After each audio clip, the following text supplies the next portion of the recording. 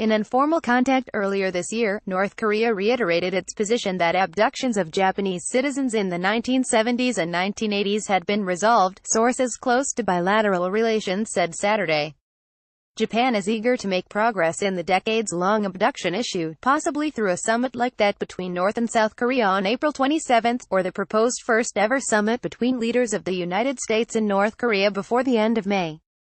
But Tokyo appears to be left behind in the recent flurry of diplomatic activity and easing of tension on the Korean Peninsula, with no meeting in sight between Prime Minister Shinzo Abe and North Korean leader Kim Jong Un. Japan informed North Korea of its desire to hold a bilateral summit through several channels since February, as Tokyo views such a meeting as essential to resolve the abduction issue. According to the sources, Pyongyang's message about the abduction issue being settled was conveyed to Tokyo around March through an unofficial route, and not via the Japanese embassy in Beijing as in past contact between the Japanese and North Korean governments, as Japan currently has no direct diplomatic relations with North Korea. The Japanese government views that message as a possible attempt by Pyongyang to test Tokyo's position of insisting on the abduction issue's resolution as a precondition for improved relations, the sources said.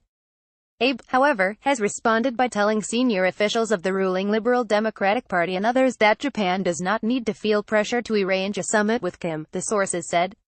In 2002, 5 of the 17 Japanese nationals officially listed by Tokyo as abductees returned to Japan after then Prime Minister Junichiro Koizumi made a visit to Pyongyang.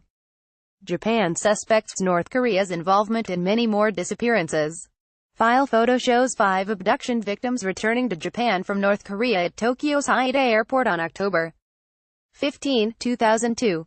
In July 2014, Pyongyang set up a panel to reopen an investigation in the abduction of Japanese nationals by North Korean agents, in exchange for Japan easing sanctions on the country.